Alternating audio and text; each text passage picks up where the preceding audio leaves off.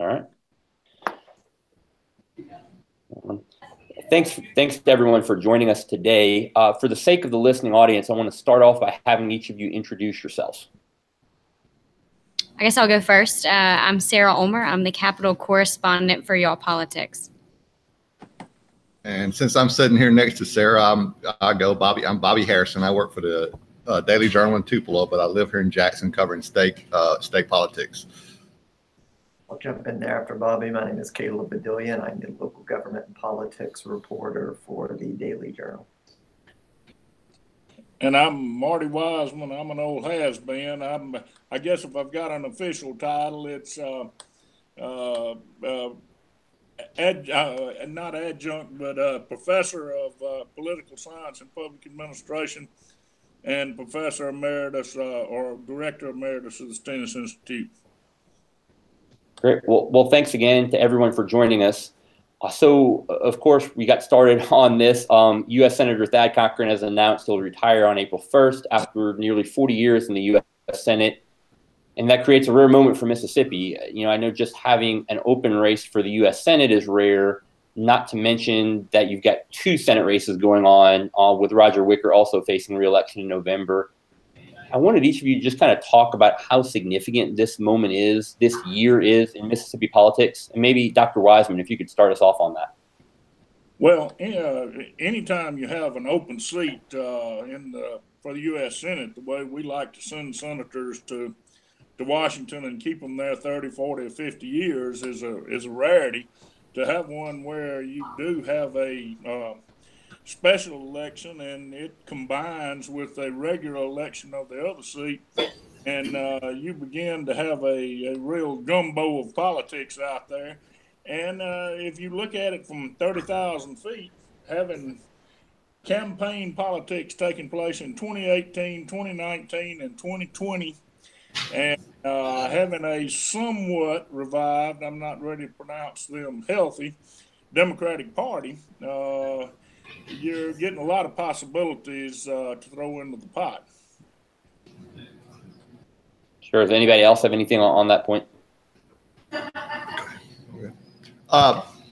Dr. Wiseman, just to echo what you said, I mean, you and I have been around maybe longer than other people participating in this discussion, but you know, in my lifetime, there's only been 5 United States senators from Mississippi, and my lifetime spans a number of years. So just from that standpoint, this is a rare event.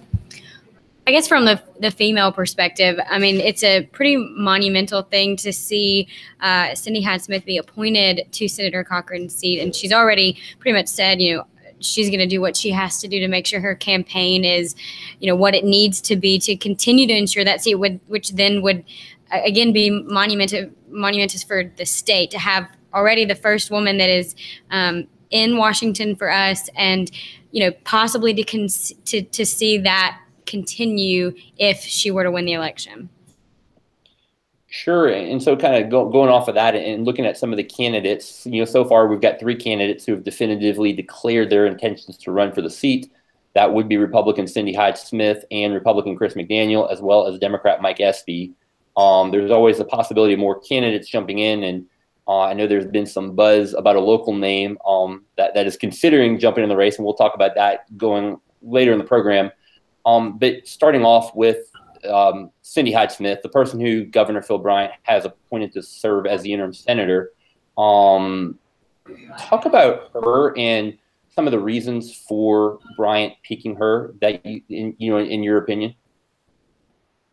I mean, I would have to say, Cindy Hyde she's been in the Senate here in Mississippi, and she's served as the agricultural commissioner. You know, from just my perspective, she's Mississippi through and through. You know, she's a farming family from Brookhaven. She knows what it takes to be within Mississippi agriculture, which is what we're known for. But she also has a lot of resources, you know, when it comes to international. You know, she spoke about this during her appointment ceremony in Brookhaven, that after her most recent trip to China, only I think 10 days later, China started buying beef from the U.S. for the first time in like 13 years. So that's pretty huge to be a part of that. Obviously, she's got some of the connections in Washington. She knows how to keep her head on there. And I think she's really proven to Mississippians that she's here for the people. I think, and that's probably, from my perspective, what she's going to run her campaign on is just her record, her voting record while she was here in the Mississippi Senate, her time spent as the ag commissioner and what she's done there, and just even her family and what they do for a living as cattle farmers in Mississippi. She's kind of who this state is in a lot of ways. And I think that's going to probably play well for her over the next couple of months. Yeah. Any other thoughts? I know there was, Bobby, we've talked before, there was a long list of candidates, that were considered, or at least names out there, Tate Reeves and Delbert Hosemann and so forth. Have you kind of thought more or heard more on some of the thought process on why she was the one who got the nomination? I do think that you can't discount the fact that she's a woman. I do think Governor Bryant would like to have that as part of his legacy, to have appointed a woman to that post, and especially if she wins election, and maybe for the people that just listening, she's going to be, Senator Cochran's going to retire on April 1st, and she will take his place on an interim basis until the special election in November. And so as she went, I do think that Governor Bryant would like to see that as part of his legacy, but he also was astute enough to know that, Chris McDaniel's run for this post before, came within a whisker of winning in 2014. And, he is, he's kind of the anti-establishment Republican. So they wanted someone who would fit more into the establishment and also would be capable of beating Chris McDaniel. And, she's won statewide elections, so she has name recognition. And, the other candidates, rumor was that Tate Reeves, the lieutenant governor, was not interested in that running for assuming that post as U.S. Senator. I'm not sure if that's true, but that was, that's been the speculation for a long time. Some people think Delbert Hosemann, the Secretary of State, he's 70, he's 70 years old or thereabout. So as Dr. Wiseman said, we like to have our senators there for 30, 40 years. So, maybe, Secretary Hosemann is in great shape and would probably outlive us all, but he is older than we in the past have sent new senators to Washington to assume that post.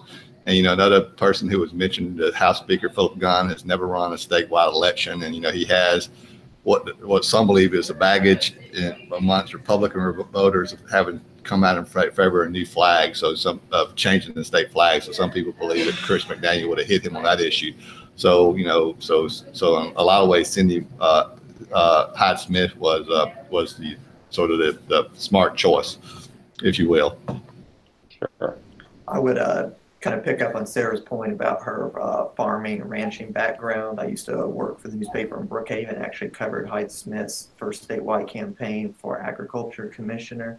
And I think there's probably a belief that because of her kind of pretty deep background in a rural area and in agriculture, that she'll be able to appeal to the kind of, really deep red conservative rural areas of the state that maybe, again, just from a strategic point of view, Chris McDaniel might otherwise have been able to find some inroads in. What are her? Yeah, go ahead, Dr. Wiseman. Well, if you look at what's facing Sidney Hyde Smith as she goes to Washington, and the unusual situation of the national Republicans, a couple of 3 Republicans already saying they're liable to vote not to confirm Trump's appointments to CIA and to Secretary of State. She will be in a position possibly to cast a tie-breaking vote if she's looking at it strategically for her run in November, because she's going to have Chris McDaniel coming after her hand over fist about her prior Democratic Party life that she changed, I think, in 2011. And but you can expect him to point out the fact that she voted once for Barack Obama for president. and you'll hear that a number of times. But I think the entire milieu of the elections coming up is going to be a very interesting thing, and certainly I agree having the first woman running for the U.S. Senate from a position of incumbency is going to be very, very interesting.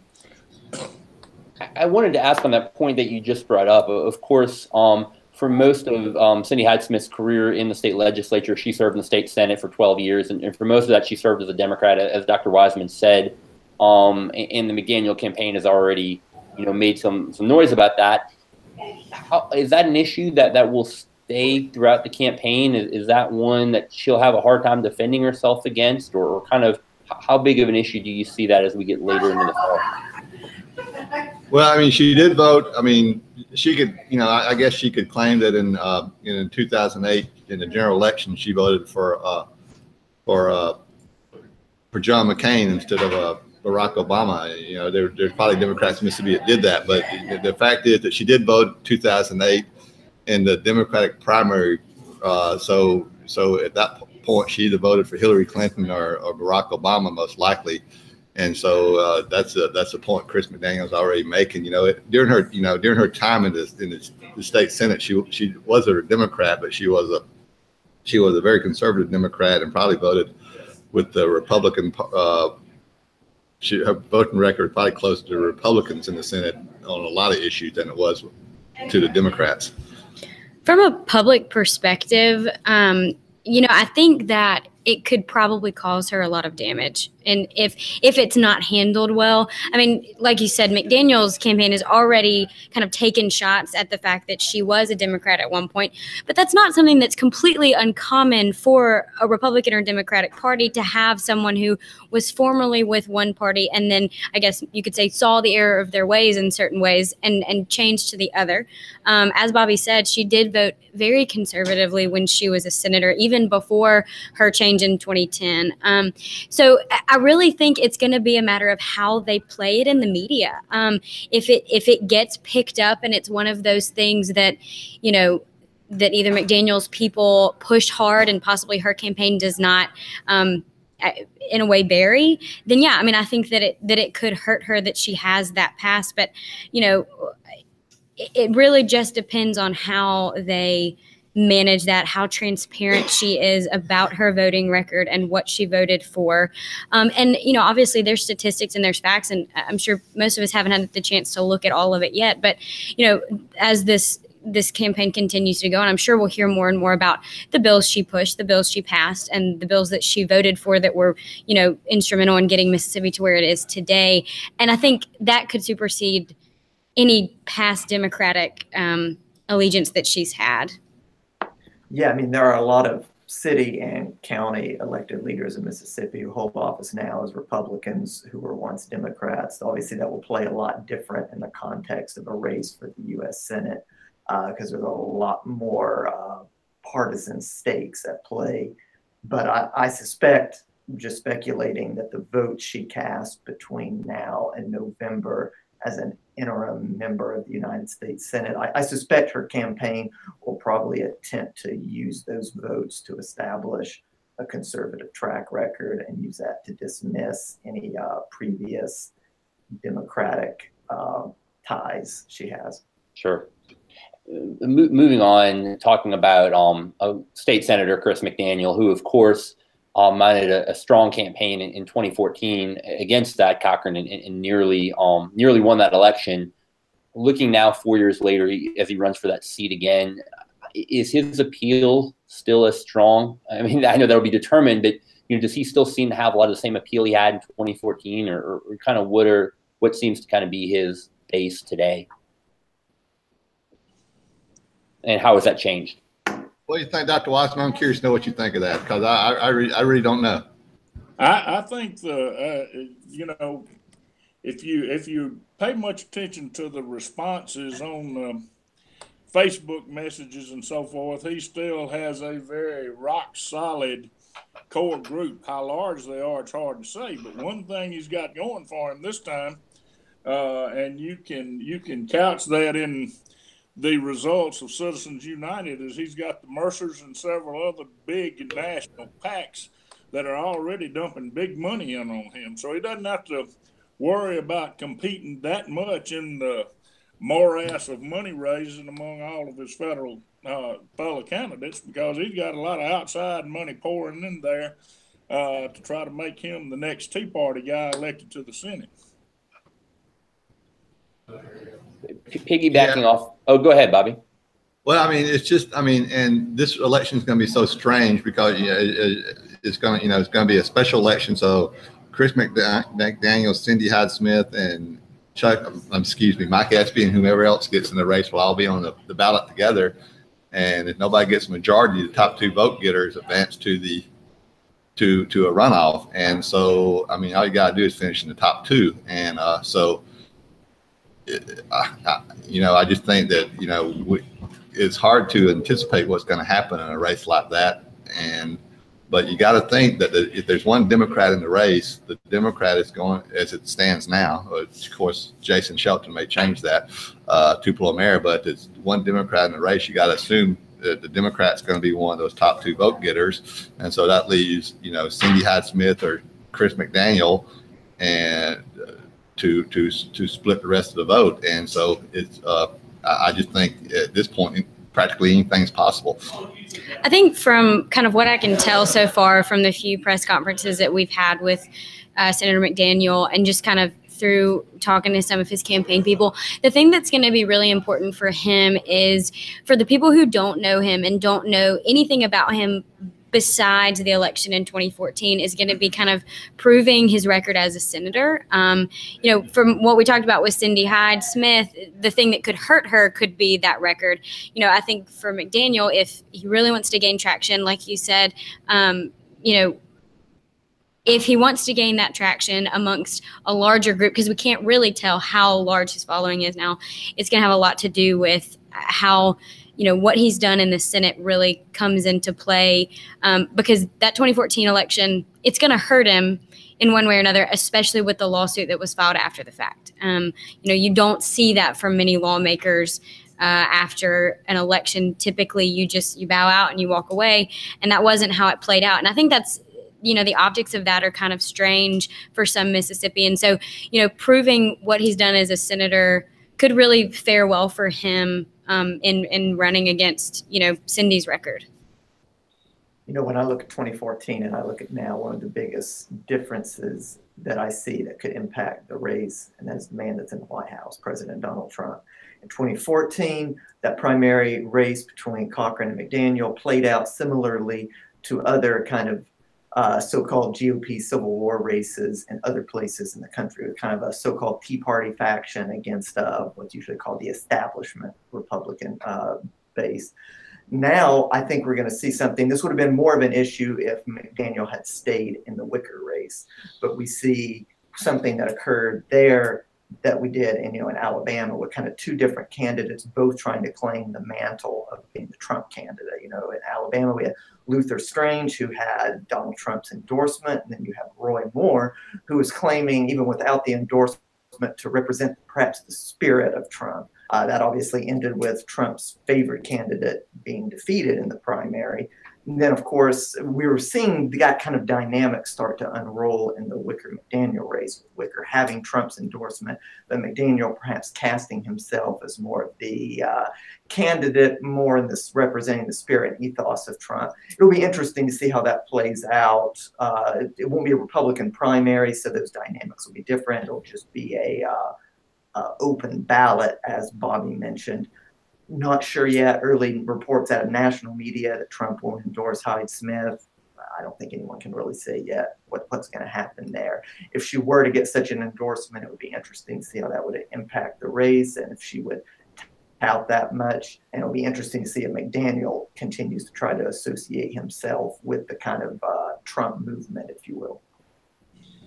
Sure. In talking about the Alabama election, of course, what maybe Mississippi Democrats are hoping for is kind of a similar playbook of what happened there, which was, as Caleb said, with the Republicans kind of splitting and not uniting behind one of the candidates, left an open door for a Democrat to win the race.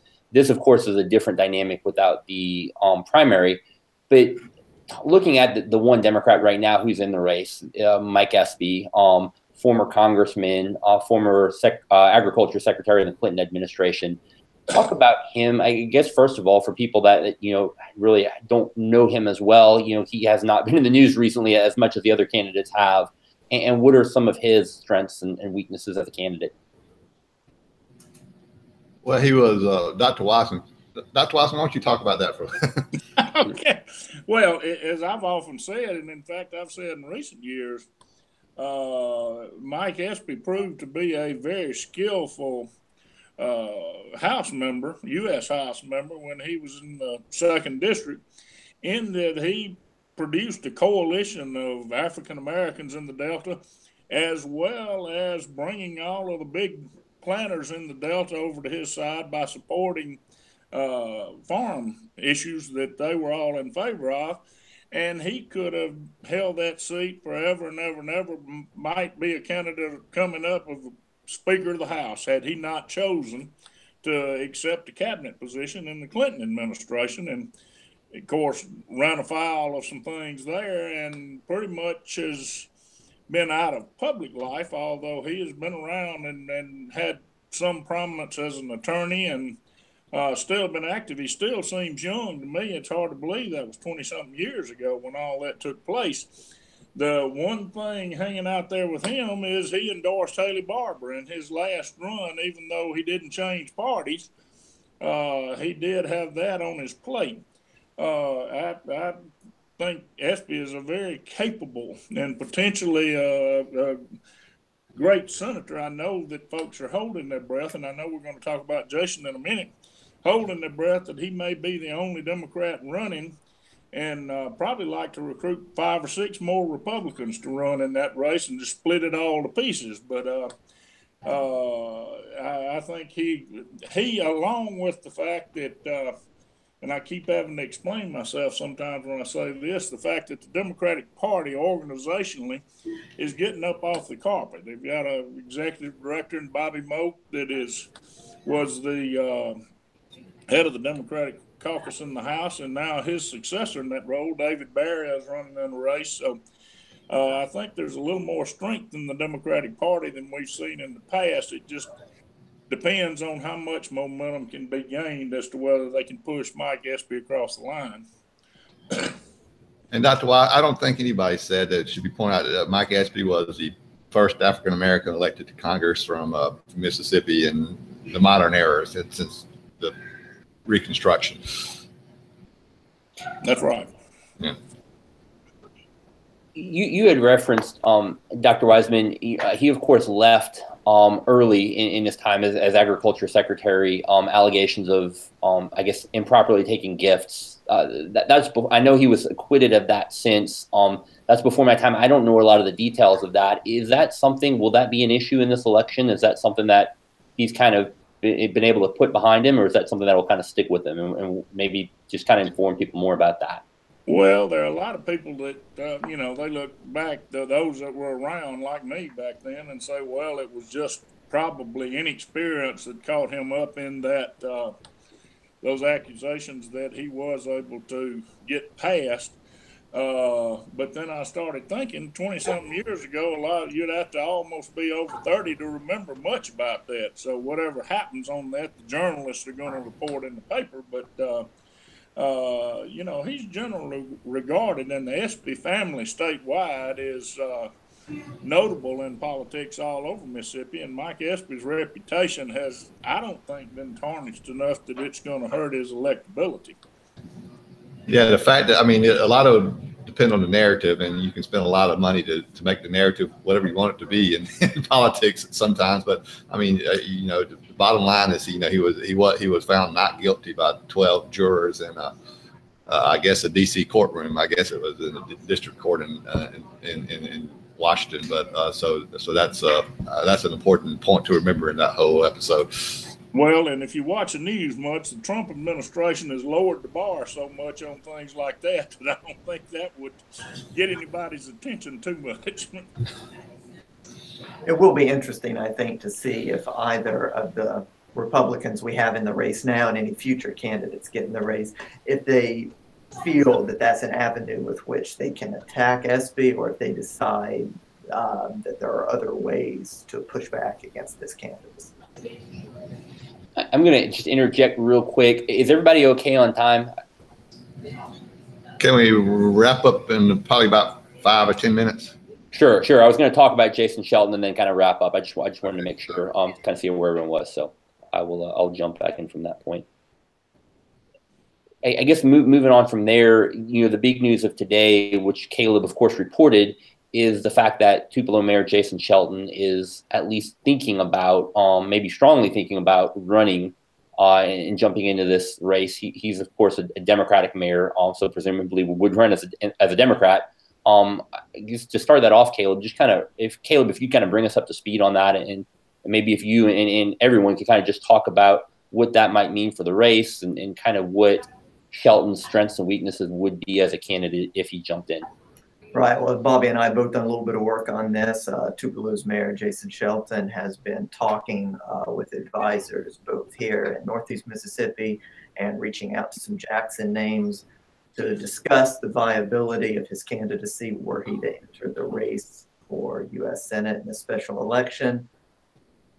He didn't give me much definitive, certainly didn't deny that he's thinking about it, but didn't say anything affirmatively about where his thought process may be. So hard to tell on how close he is to pulling the trigger or how speculative some of these conversations have been. Obviously, from the Democratic standpoint, probably a lot of statewide strategists would rather not see him get in the race and unify the Democratic vote behind one candidate. Jason, he may be thinking, he has a background of prevailing in a Republican dominant area. So I don't know if he's just thinking he can pick up enough crossover votes to be competitive. He obviously has very little name recognition outside of the Tupelo area. That would be a hurdle he'd have to overcome. So we'll have to wait and see. He's been reposting the story from his personal social media account. So he's certainly not doing anything to shoot down the speculation, and in fact seems to be trying to inflame speculation about whether he will or will not run. So take that for what you will. He's been posting your story? Yes, he's been posting that story on both of his Twitter accounts, his personal and his old campaign Twitter account from the mayoral race, his personal and campaign Facebook accounts, and his Instagram account. So I guess he wasn't upset with the story. I would say not, no.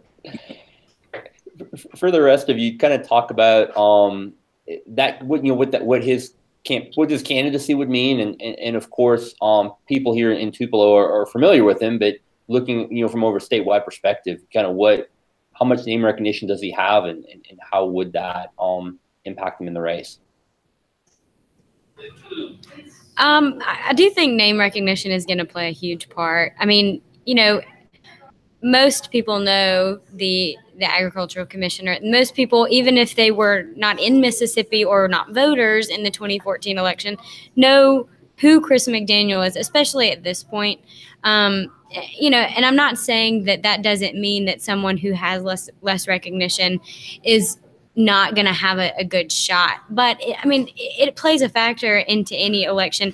Speaking from, I guess, the millennial generation, a generation that gets their facts off of bullet points and 30-second videos on Facebook, it's going to take a lot for someone who may not be very well known statewide to appeal to the audience that they've got to cover before they get to the election ballot and they say, oh, there's somebody else running. So I feel like that's something that has to be focused on. Whether he's a better candidate than the other two or not doesn't matter until people know who he is, if that makes sense. Right. And to add there, the key normally for a candidate with little name recognition is to spend a lot of money to get your name out there, through ads or earned media. And it'll be interesting, were he to jump in the race, for someone who has only run in local races before, it'd be interesting to see how much money he could raise and be able to spend to try to overcome that name recognition deficit. Dr. Wiseman, any other thoughts on that point? Yeah, I think with Jason, it's a matter of timing, and is it the right time to run? Stories like the one that were in the paper today, and the fact that he's retweeting and sending them out to all kinds of other people, are helping build that name recognition. But maybe for down the road, more so than now.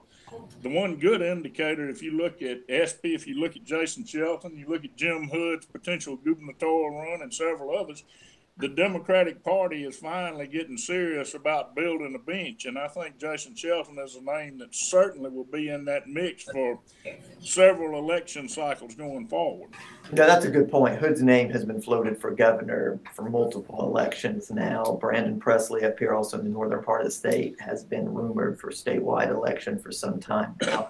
It's interesting to speculate how much Jason's just trying to get his name out there, kind of floated among the ranks of potential statewide or federal office candidates to begin to build the name recognition for the future.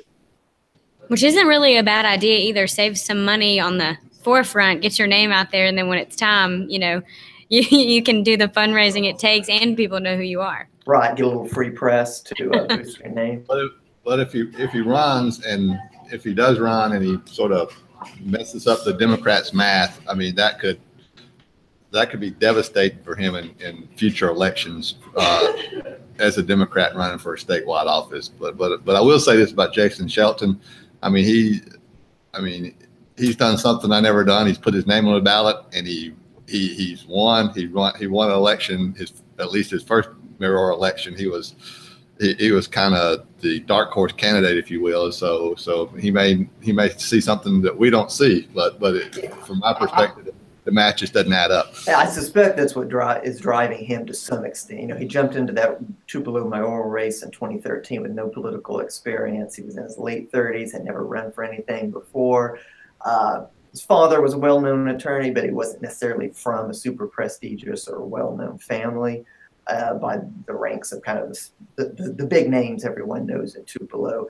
And he managed to kind of overcome all that and be a sitting council member who had a lot of money and endorsements at the beginning. So if I'm just speculating, I'm kind of wondering if he's looking at his record and is somehow believing that he can kind of replicate this improbable success that first propelled him into electoral office. But this would be a big jump. A very, very big jump. Do you all anticipate other candidates getting in this race? Or are you all hearing things to indicate that? Too early to say? The only other name I've heard briefly is Andy Taggart, but I think that's still very low key at this point. But I hear he's going on a fishing trip this weekend, so who knows? Maybe he'll get some divine intervention over the weekend and kind of decide what direction to go with it. But I don't know about Bobby, but that's the only name I've heard here around this area. Yeah, Andy Taggart was a chief of staff to former Governor Fordyce, well known in Republican establishment circles, but he'd be coming at the race without much name recognition either. Jamie Franks, who is the Lee County Democratic Party chair of the executive committee, told the rest of the executive committee he's thinking about running. But if Jason has low name recognition, Jamie Franks, who is a former state representative from this area, and I think unsuccessfully ran for lieutenant governor several cycles ago. Did run for lieutenant governor in 03, I think. Yeah. Very, very poor name recognition. So I suspect that's just talk. Briefly, to kind of wrap this up, and I know we've taken a lot of everyone's time, and I appreciate that. Just looking at the three candidates right now that are in the race, and we've gone through each of them, but just kind of quickly, what is the key? What is the path to victory for each of them? Dr. Wiseman, I'll start with you. Well, I think Cindy Hyde-Smith is sitting squarely on the possibility of getting the anybody but McDaniel vote.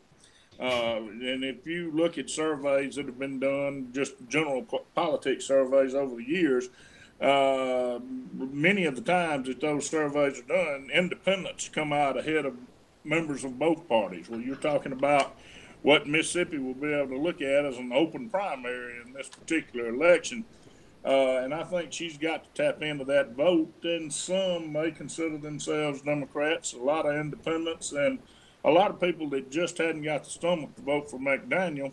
And once they hear McDaniel campaign and go after her, a female, which is kind of taboo in a lot of races, so he's going to have to be careful about what he says.